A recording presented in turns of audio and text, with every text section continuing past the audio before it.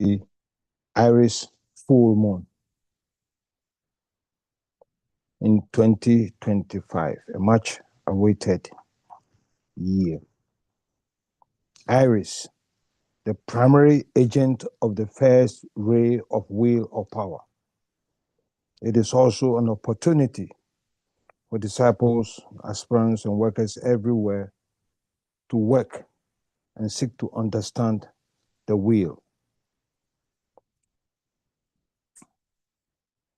Welcome to this full moon festival, the beginning of the spiritual year, which sometimes coincides with the Easter celebration of Christianity. Together with the many groups throughout the world, we have for decades participated in these full moon festivals and have not only created a vibrant, lighted thought form for letting in the light, but we have also engendered a new and vital rhythm of invocative and evocative appeal to the cyclic incoming and outpouring energies qualified by the respective constellations. The word new is relative to the fact that it is only in the last 100 years of modern humanity's history that this work has become possible. In this connection, we may confidently say that humanity is making some progress. The effects of the work of the full moon festivals are many.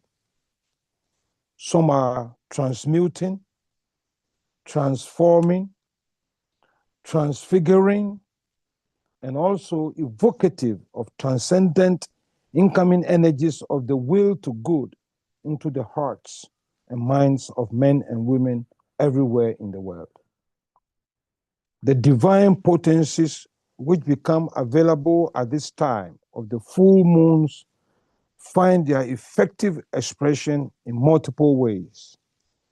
Transmuting physical etheric matter, making it more responsive to the good, transforming the sentient, astral, and emotional feelings and desires into their more purified and elevated states, and making them aspirational towards the beautiful, and gradually transfiguring the concretizing mental content of the environment of the entire threefold world of human evolution.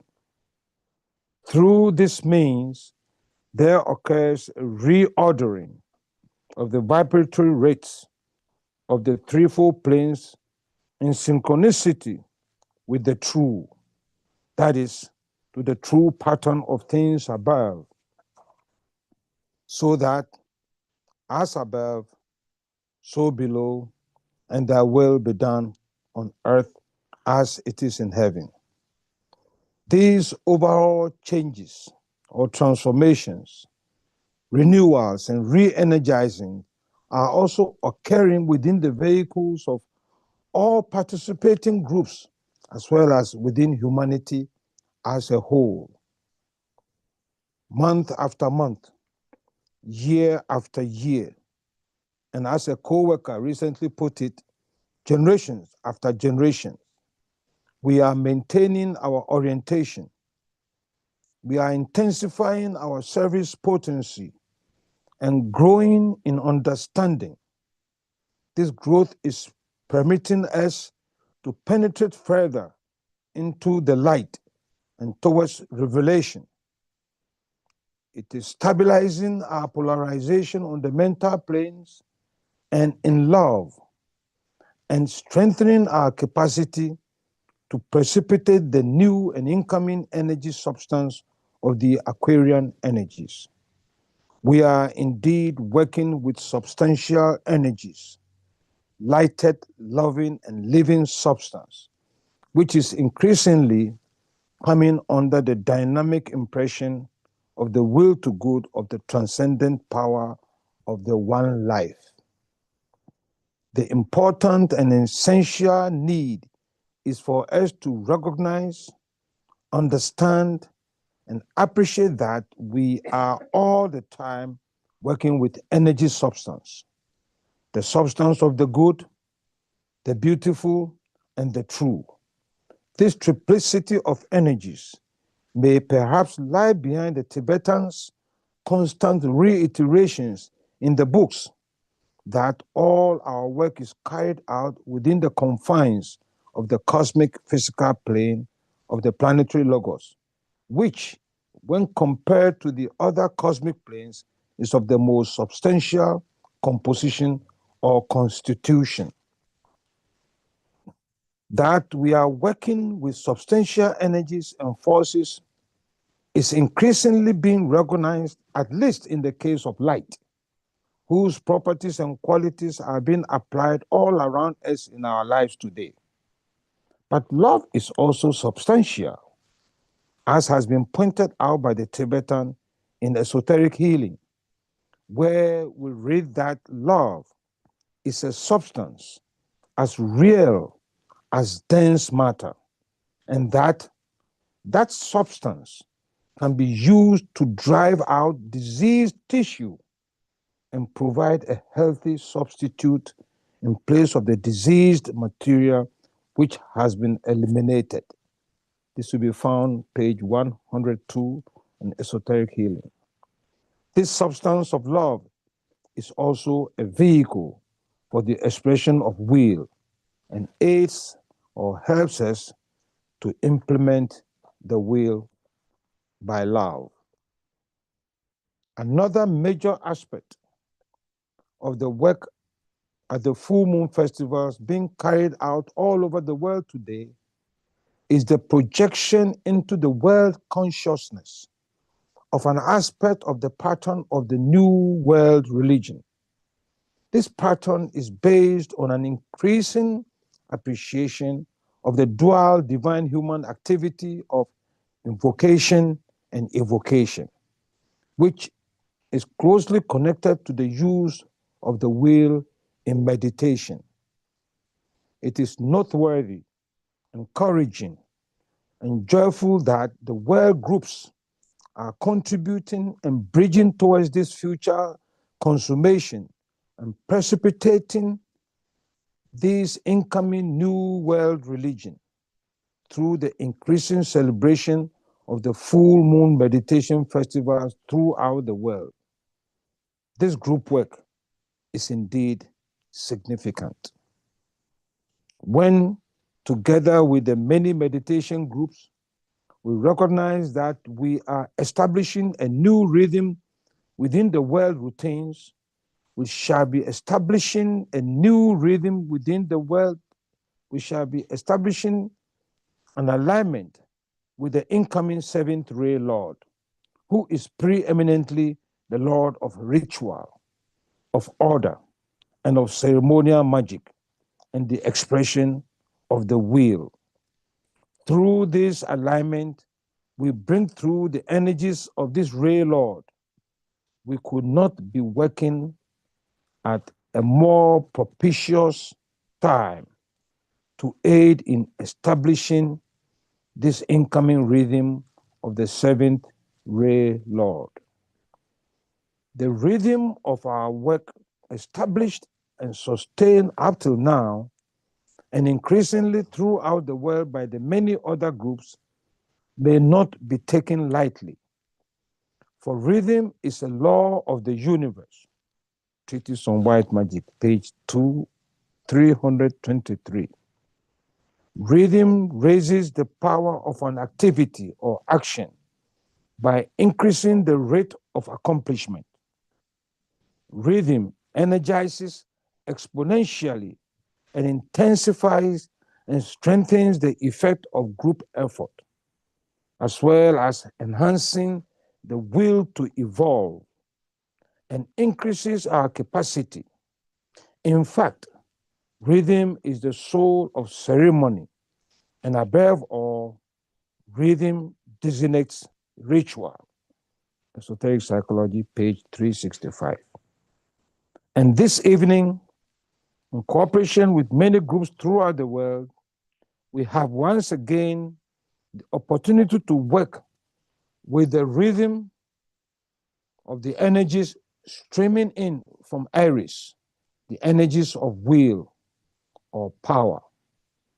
This ray energy works through all the rays and demonstrates as the will to initiate in the first ray, the will to unify of the second ray, the will to evolve, third ray, the will to harmonize or relate of the fourth ray, the will to act of the fifth ray, the will to cause and idealize of the sixth ray, and the will to express of the seventh ray, which is also a reflection of the first ray. Let us pause for a moment to sound the affirmation of the will in cooperation with all other souls as one group soul.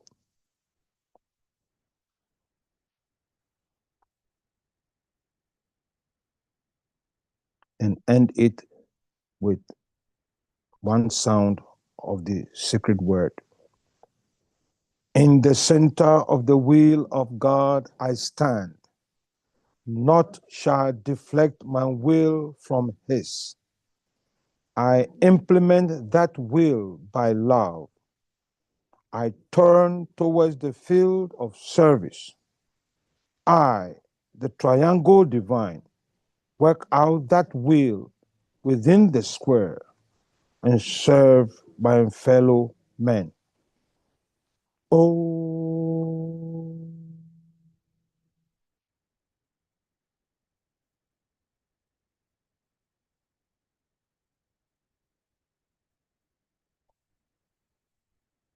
Some thoughts on the nature of Aries and the wheel.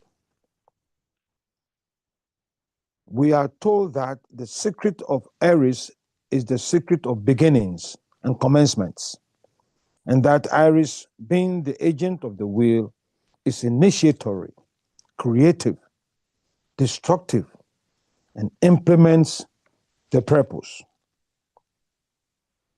But we need to be careful in our speculations concerning the destructive nature of the wheel when considering current world happenings, by first appreciating that the wheel is dynamic, closely related to divinity itself, deals with essentials, significances, final analysis, mass, vast and universal schemes. It deals with the whole. The will deals with all and transcendence, and is rooted and incentivized by synthesis, the mystery and the mysteries of identification and life itself. We are proceeding towards another commencement as the stage of the forerunner is coming to an end, heralding the 2025 conclave, making way for the next stage. As we begin the spiritual year, the energies streaming through from Aries will be aiding all beginnings inspired by the plan.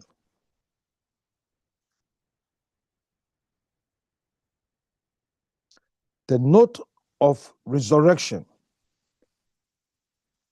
livingness, lifting, and renewal associated with Easter are all indicators of the cyclical potencies of the energies of Aries. They bring hope, faith, endurance, and persistence to the human spirit and all in nature to continue towards the vision despite the challenges of the present conditions of the world.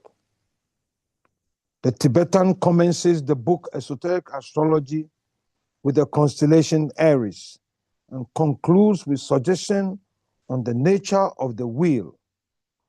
In that section, he commented on love, which he said has not been truly expressed in its group form, but which has been the theme of the Christian teaching, just as will, divinely expressed, will be the theme of the coming world religion.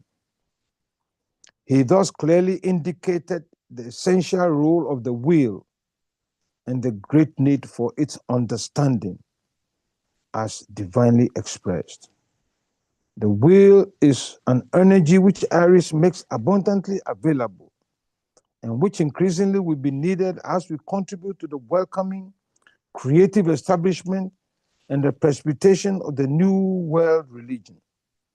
Love will still be developing and growing, but the emphasis will be on the deepened understanding of the use of the will.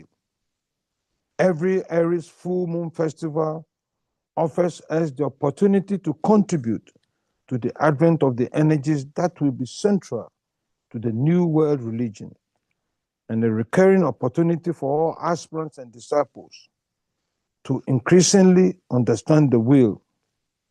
In this connection, it cannot be overstated that the use of the will be central to the incoming world religion and the work to be done after the stage of the forerunner. The labor, Hercules. In the first labor of Hercules,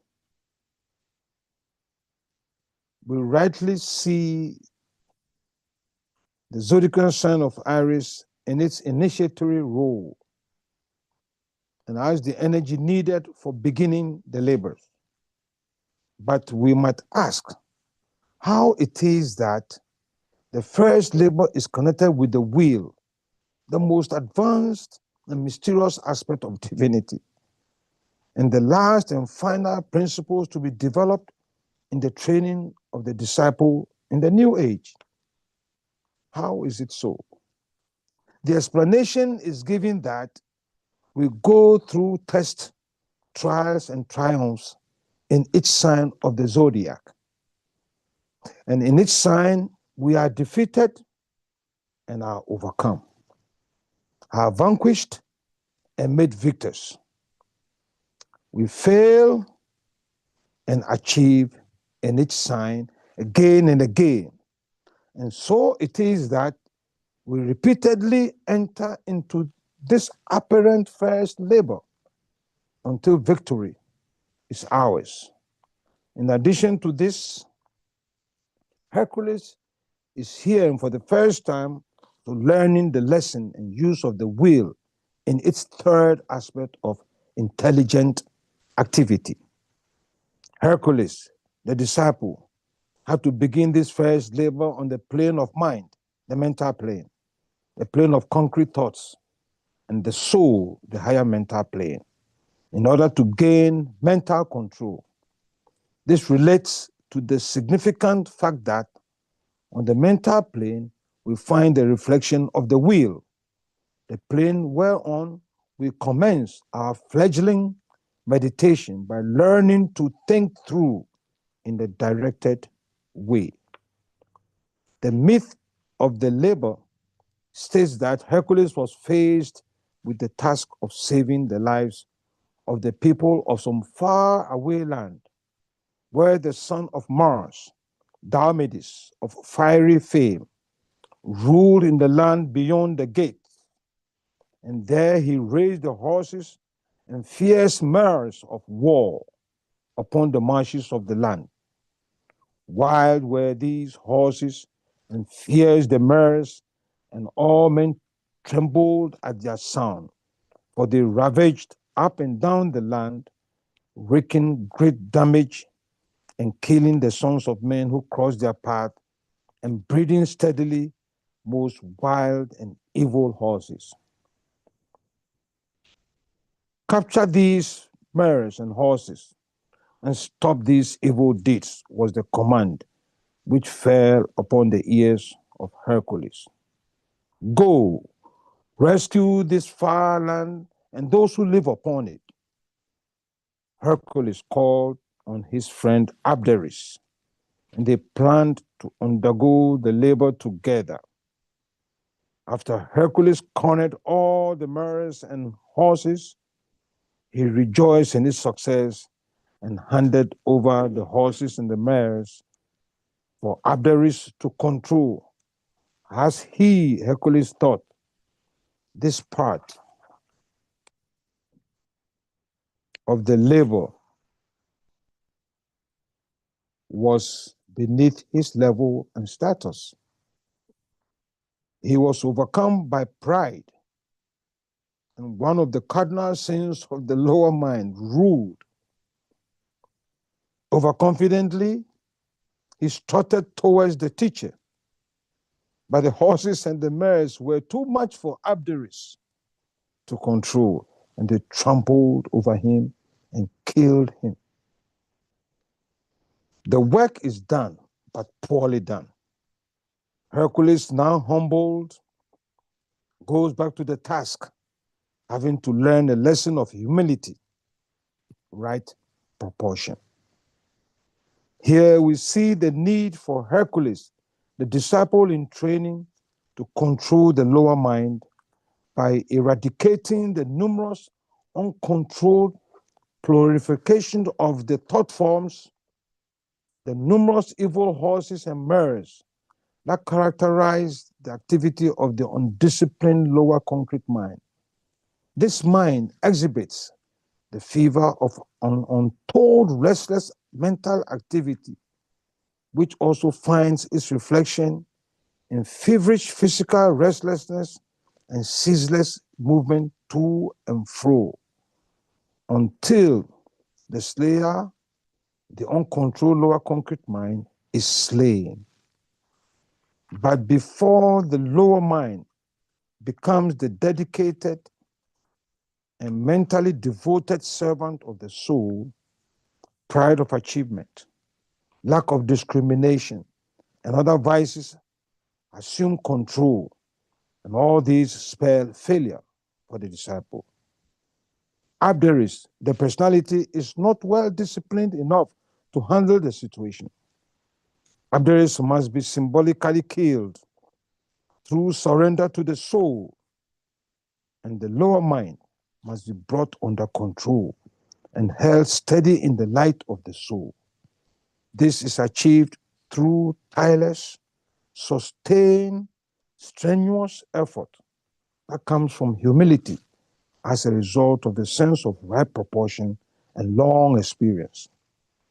The ravaged land is the plane of the lower mind, and concrete thoughts with its illusionary lights, refracted and distorted selfish emotions, which are unfounded and half-truths masquerading as the whole truth, and reflected physically as gross indulgence in materialism and inertia. The description of the mental state as it applies to the aspirant or probationary disciple in this labor is so clearly and instructively worded that it is quoted at length. Any would-be Hercules can easily prove that he possesses these devastating brood horses and mares if for one entire day he or she pays close attention to his or her thoughts and to the words he or she speaks, which are ever the result of his or her thoughts. She will or he will rapidly discover that selfishness, unkindness, love of gossip, and criticism constitute a large part of his thought content, and that the brood horses and mares of his mind are constantly being fertilized by selfishness, sensual glamour, and separateness, illusion. Eventually, Hercules overcomes and succeeds, and the labor is done. Hercules learns the correct and proper uses of the will of the soul in controlling its reflection, the personality, now disciplined and controlled, and a willing servant in service of the soul. As we begin the spiritual year in Aries, and particularly in 2025, the centenary year of the conclave, we enter a period that will be qualified by the will and accompanied by a fresh inflow of the Christ principle and the stimulation of the principle of relationship. The force of will or power from Shambhala also will be available. And that love, in some form or other, has already prepared the way for the past 2,000 years. The advanced knowledge of the advent of the 2025 conclave, highlighted in the AAB books, has engendered much speculation. We have and are still waiting with great expectancy towards the probable events and happenings that will take place at the 2025 conclave and its aftermath. In connection with this conclave, we, the world groups, have expended much force and energy by way of aspiration and thinking, and have created thought forms based on our suppositions, conjectures, suggestions, reflections, surmises, meditations, and our understanding and inspiration. If we add to these the effort of the many meditation groups, a pattern of practice emerges, which is gradually focusing all these efforts on the mental plane and enabling humanity to access the will. For the mental plane, as already indicated, is the plane on which the will is reflected in the triple world. All the global educational work is also contributing much to this effort to focus on the mental plane and thereby access the energies of the will or power of Aries that come forth and from the plane of mind rule. The need for the use of the will. Our group effort at reflection, brooding, concentration, group meditations, creative imagination, reading, writing, visualizations, and prayer all aid us in understanding the nature of the will.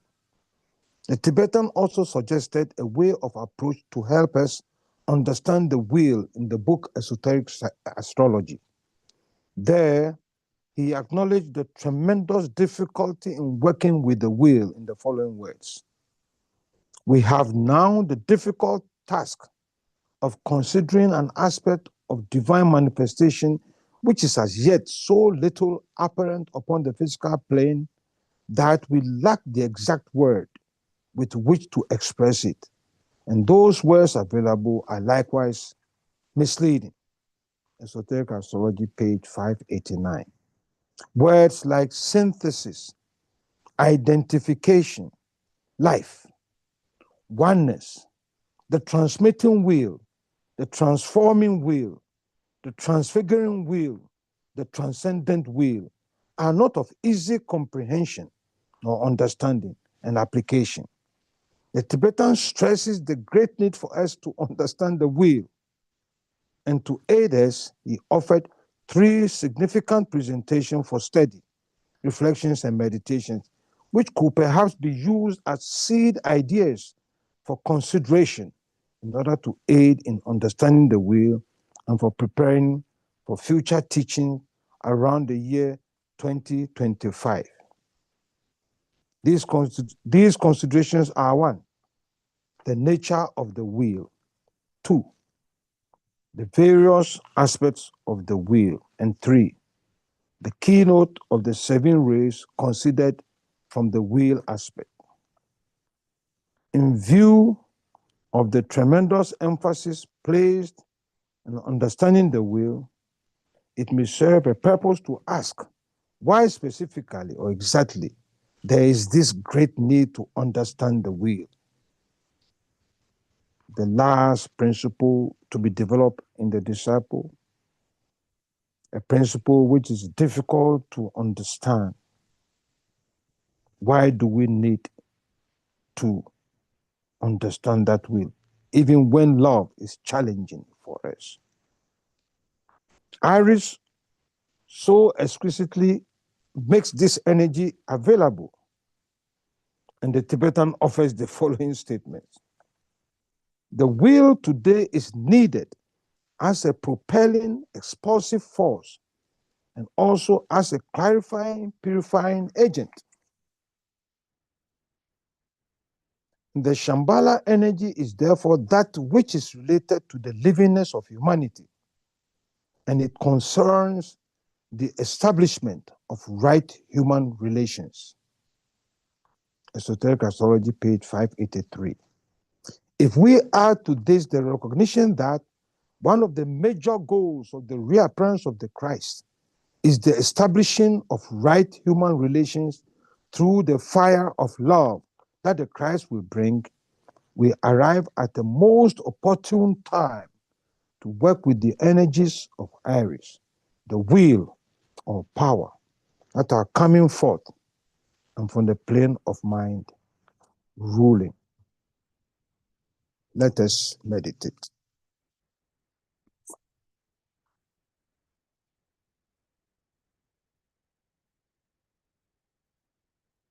Letting in the light.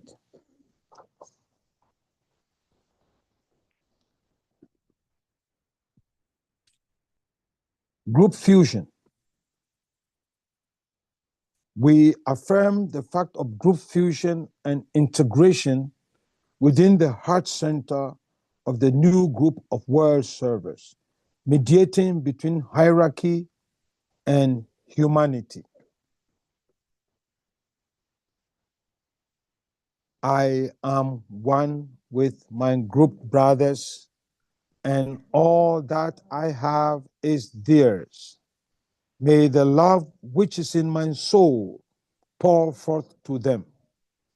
May the strength which is in me lift and aid them.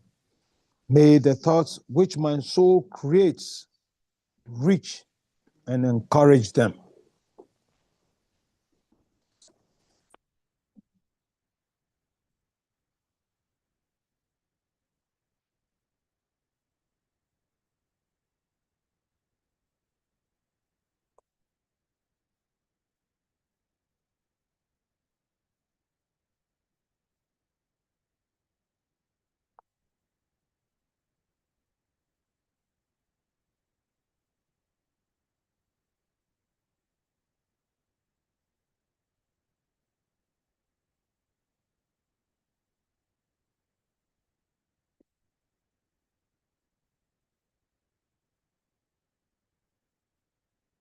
Alignment.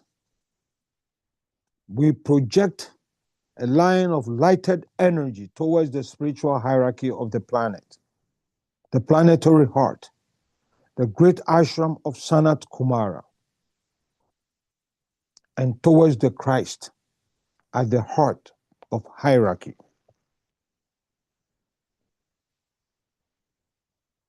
Extend the line of light towards Shambhala, the center where the will of God is known.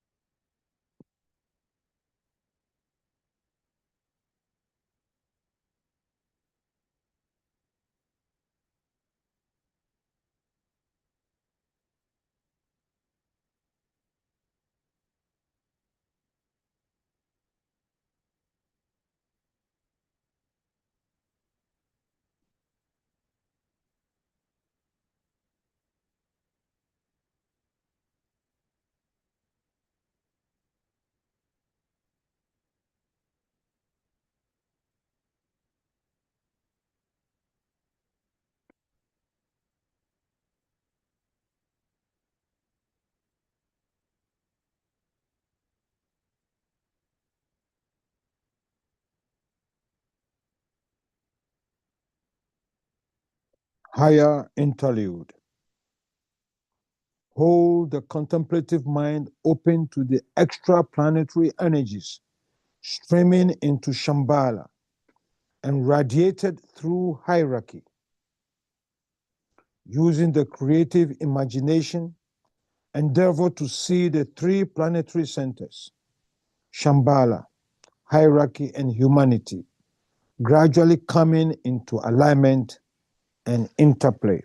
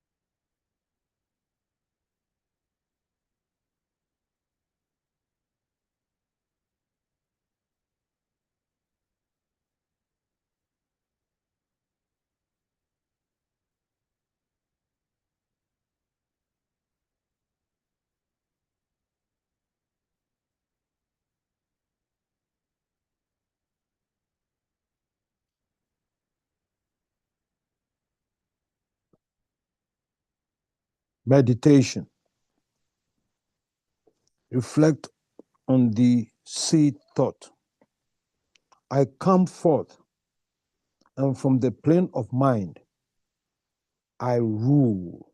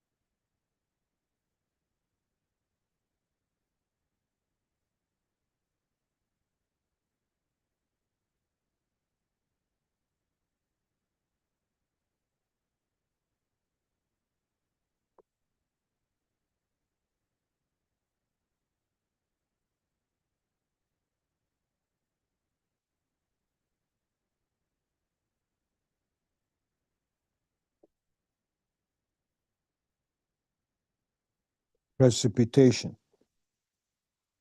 Using the creative imagination, visualize the energies of light, love, and the will to good pouring throughout the planet and becoming anchored on Earth, and prepare physical plane centers through which the plan can manifest.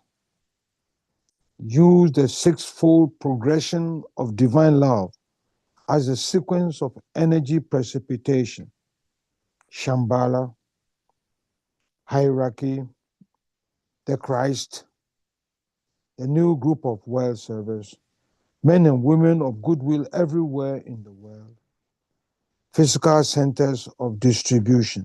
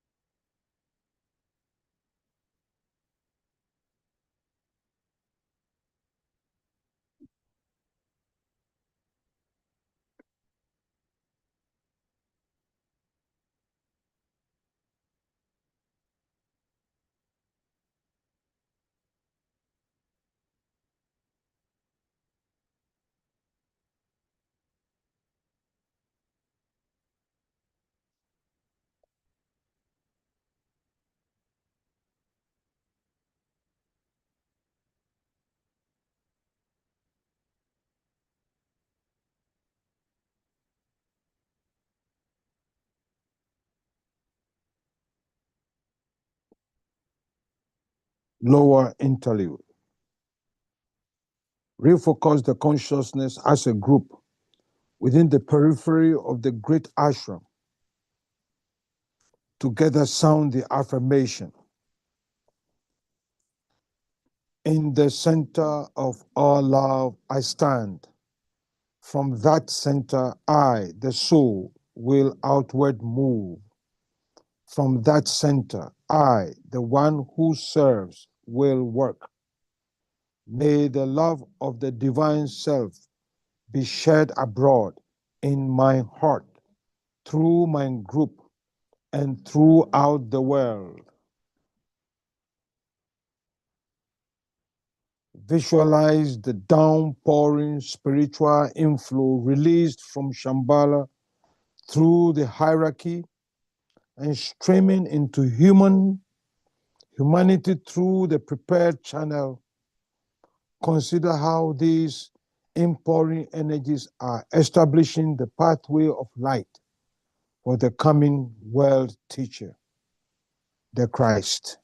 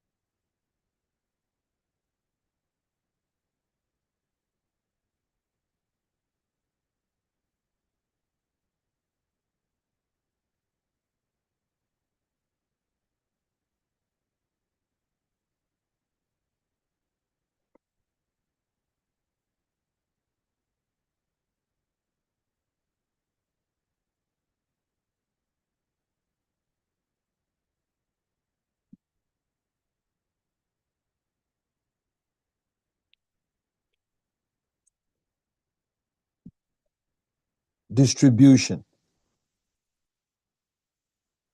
As the great invocation is sounded, visualize the outpouring of light and love and power from the spiritual hierarchy through the 5 planetary inlets: London, Darjeeling, New York, Geneva, Tokyo, irradiating the consciousness of the whole human race.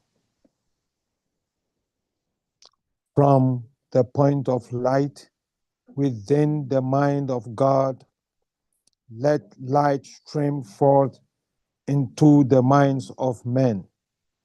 Let light descend on earth. From the point of love within the heart of God, let love stream forth into the hearts of men. May Christ return to earth. From the center where the will of God is known, let purpose guide the little wills of men, the purpose which the masters know and serve. From the center, which we call the race of men, let the plan of love and light work out, and may it seal the door where evil dwells. Let light and love and power restore the plan on earth. Oh.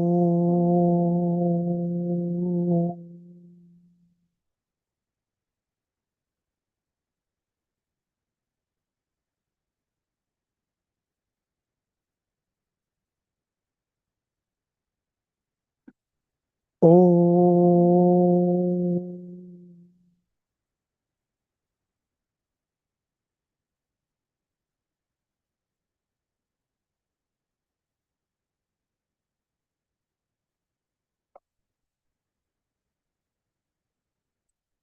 Oh.